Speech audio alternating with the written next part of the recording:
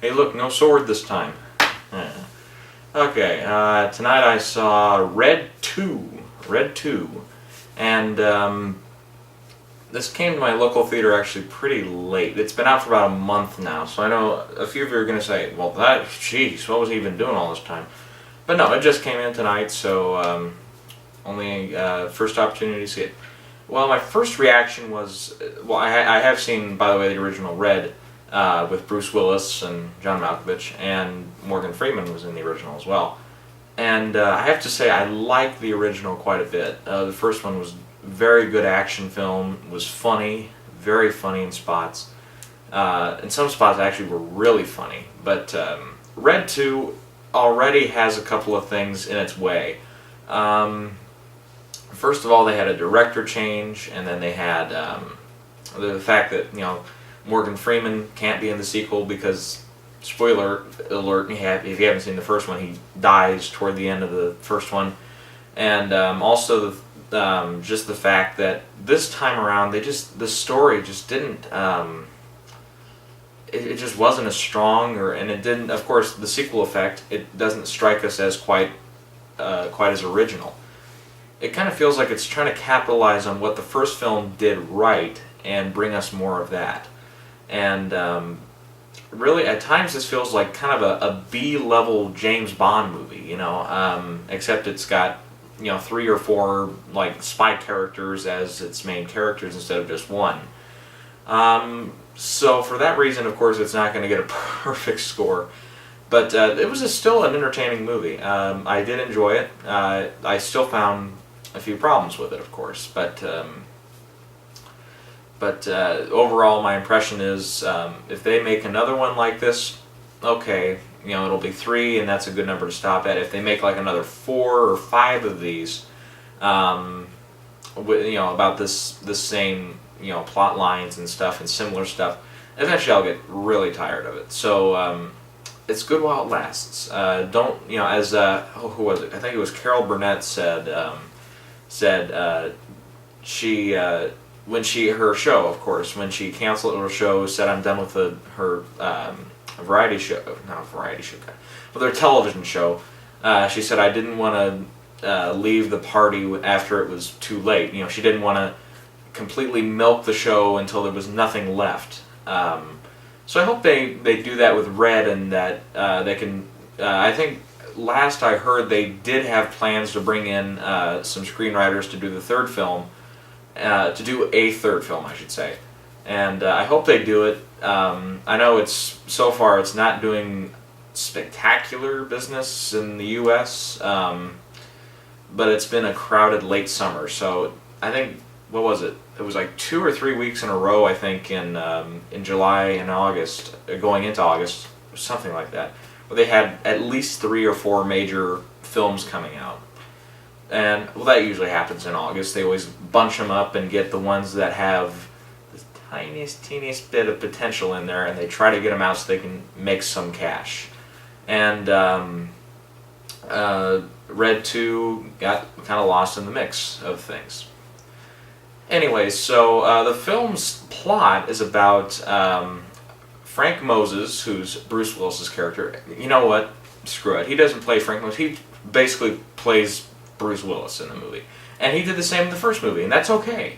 That's okay, because Bruce Willis is cool, despite the fact that Die Hard 5 was a total bomb. Just total, gosh, just a train wreck of a movie. And he was in the new G.I. Joe, which I think in the bits I heard he wasn't, the reviews I should say, his bits weren't too bad, but they didn't help the film very much. So he's kind of had a lackluster year so far, and from the 2 of the 3 I've seen him in, this is his best, easily. But then again, it's got a better script, it's got a better cast overall, and it's, yeah, just better in every aspect. Anyway, so he and, I can't remember, I'm not very good with the names. I think Sarah is the character's name, Mary Louise Parker. They're a couple now. They're, basically they're the,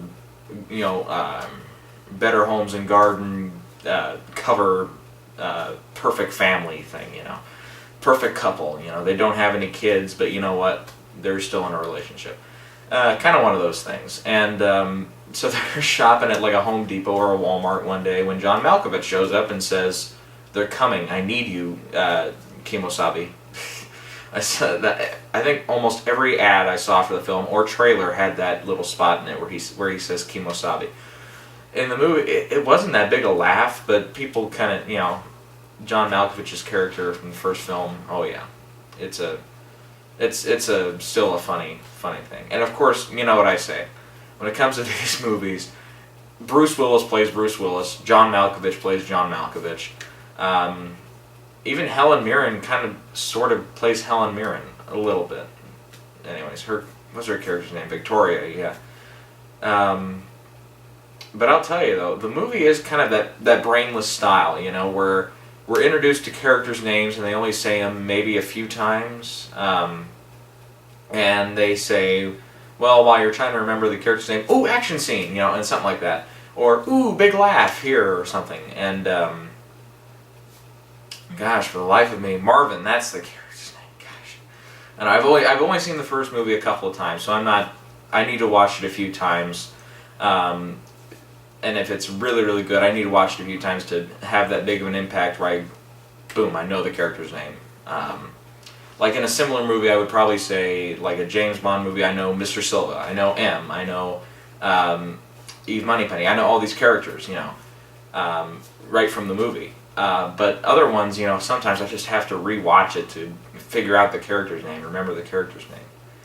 And so, after a few escapades involving like CIA and stuff like that, then Bruce Willis learns that he and his friends are now targeted for elimination by MI6, and the Russians are potentially looking after them. And this whole thing is about a thing called Operation Nightshade, which was back in I think they said it was in the 70s, late 70s stuff, when they were still big into the CIA and still, you know, doing full contracts for them instead of just being RED, Retired Extremely Dangerous, by the way, if you've never seen the first movie. And so from all that, it's a very basic plot. It does probably more globetrotting than it really should. I think I couldn't believe it when I saw it. I couldn't believe nobody else caught it in the theater I was in. Then again, there was like a total of 10 people there. A small theater, by the way, so don't worry. Still, people went to see it, but nobody noticed. They showed London at one point. And they say London, you know, in a big caption in the middle of the screen, and then they go back to London one time. They say London again. No, not again, by the way.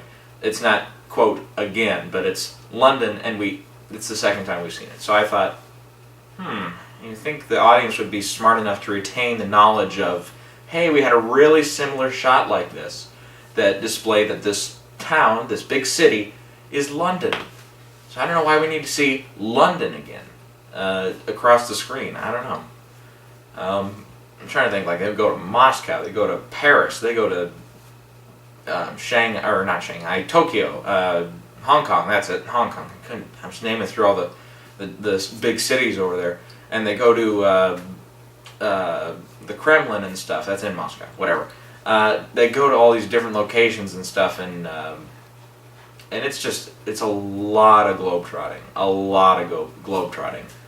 Maybe just a tad bit too much for me. But in all that, you know, the script still manages to get in laughs. It still manages to make the characters likable. It manages to get the mission clear across, and it manages to keep us entertained with good action scenes, well done performances, both comedically and as far as dramatics go. And overall, the film works. It works very well for a nice Saturday evening movie on TNT or TBS or one of these other stations that you get on basic cable.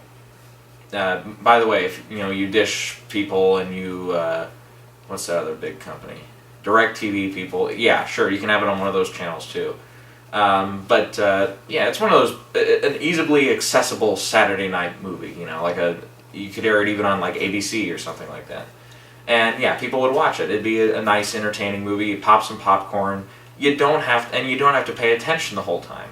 If you miss like 5 minutes of the movie, it's probably not going to be the most crucial 5 minutes of the movie.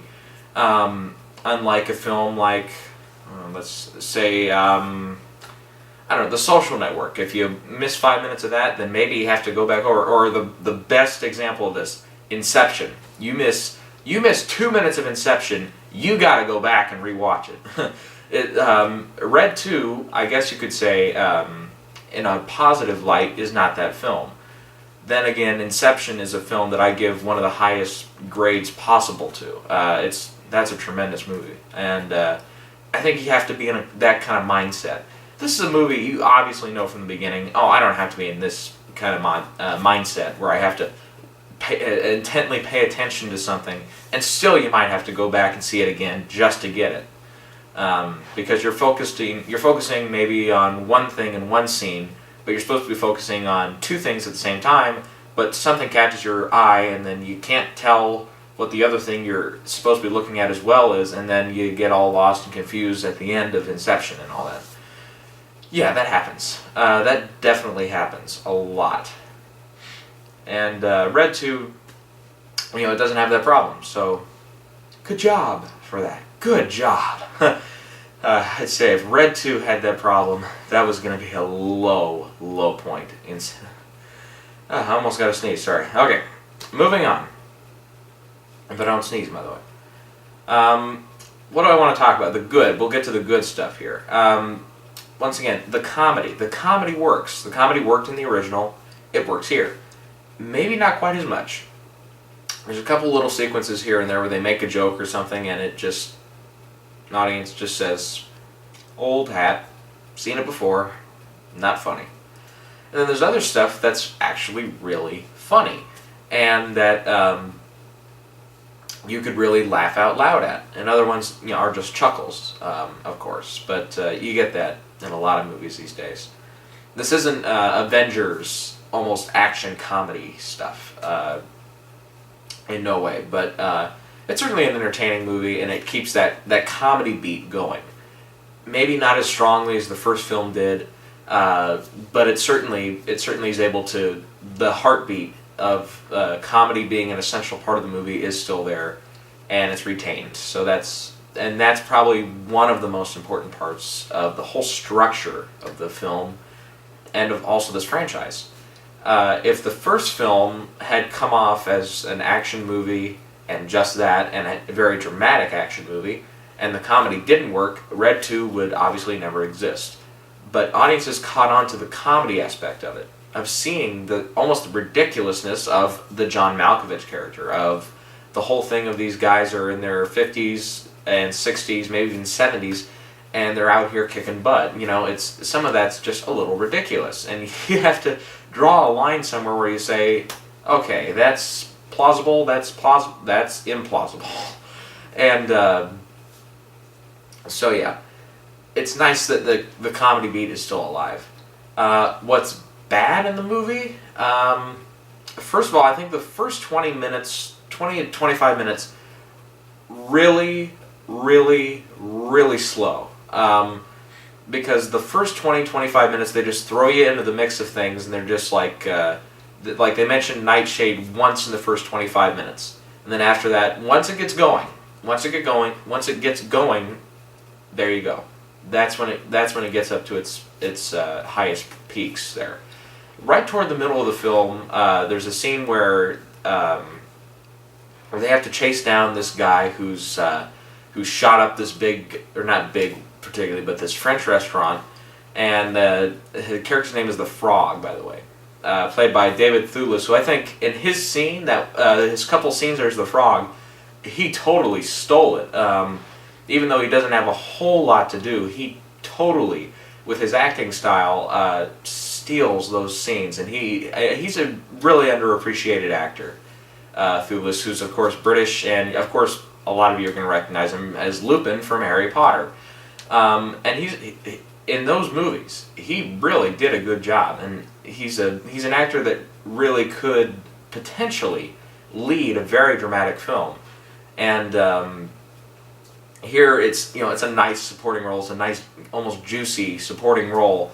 So really, it's a nice career move for him. I think people have noticed him in the movie and they say his scenes are good, and he's total scene stealer. So that's great for that aspect. But the chase scene was pretty well orchestrated, pretty well put together. What is the director's name? Dean Parrott, something like that. Patriot. It starts with a P, anyways. He's the same guy who did Galaxy Quest, which I haven't seen in a long time, really long time. But that was I remember liking that one. So his style, is certainly a fit into this genre and into this franchise, and he still, did the action scenes pretty well.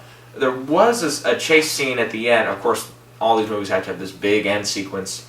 And there were a couple of parts, like in this car chase, where there's a big, of course, a semi gets involved in some way or another in every car chase, for the most part.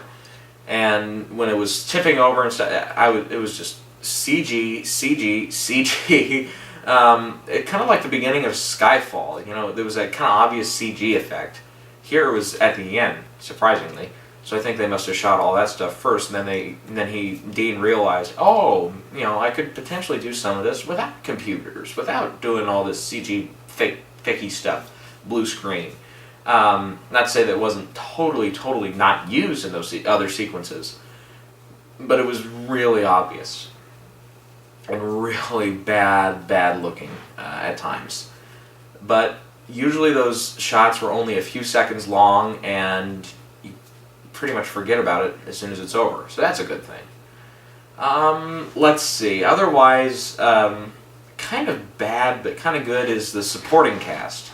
Mary Louise Parker was a key supporting role in the first film, but she had just little bits here and there. She wasn't really a big leading thing through the whole movie. She was in her smaller doses in the first movie really good, and one of the brighter spots of the first movie. In the sequel, she gets a big I guess you could say a refill kind of these scenes where she has to carry the whole scene. In fact, there's parts where she feels like the main character of the whole movie. Not as bad as like Keira Knightley in the Pirates of the Caribbean at World's End or whatever. That was dreadful, by the way. But and there's other scenes where I was just like, maybe in smaller doses is just best for this character. Because there was times where she got kind of a little bit on my nerves. Because her character kind of is that desperate for laughs character sometimes, particularly in this film. There was a couple moments in the first movie where I thought that's a little bit forced, Parker. But then in this one, there were a couple of them. I was just like, okay, dial it down a little bit. But she did, I think, get the biggest laugh of the movie. I don't think it's too big of a spoiler. Where she's in this room and she's trying to get the information out of the frog, and Catherine Zeta-Jones is kind of like, well, let's kill him. We'll get to Catherine Zeta in a second. She's like, well, let's kill him, and then she kind of is able to talk him out of it. She kind of seduces him into talking, and then she turns to Catherine Zeta after she says, "You can suck it." And that was kind of, it was, of course, kind of a line that you would imagine up to that point, because she kind of develops this grudge against her, and yeah, so it was very amusing. Then you have Anthony Hopkins, who's let's just say autopilot Anthony Hopkins type character. He gets a couple of neater things to do where it's amusing to see him kind of in this. He's kind of like okay, imagine it like this. Imagine if he combined his characters from, how do I say this? From Silence of the Lambs, Hannibal Lecter, of course, and he also did a little bit of the stuff that, let's say, Jim Carrey would do on a David Letterman or a Jay Leno late night talk show. It's kind of like that a little bit, where he's in control. Like Hannibal Lecter, he has the control, but he just does goofy stuff. and it usually doesn't amount to a whole lot. And his character is supposed to be locked up for like 30 some years, like 32 was it? I think they said. Yeah, in the movie it's 30 plus years, where he's just been in the same cell, which would be awful, by the way.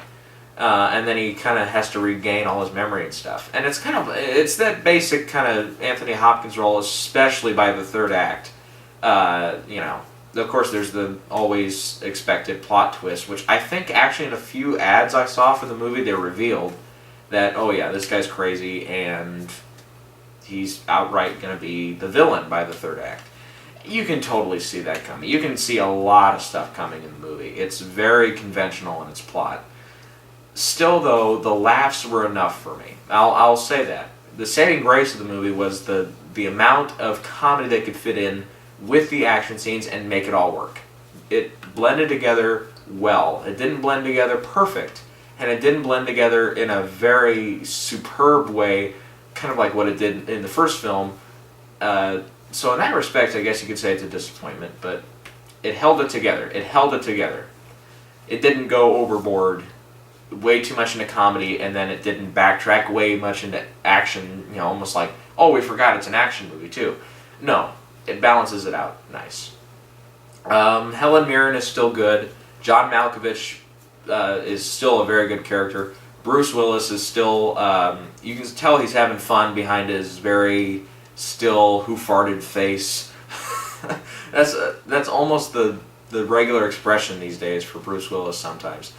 Is he's got that look on his, like he's trying to think of a Copernicus quote or something. I don't know where that came from, but yeah, where he's just got that slightly inquisitive face on him, and you could see potentially in Die Hard 5, there were a couple of moments where he was thinking, this is a little fun. It's fun to kind of go back to this John McClane character.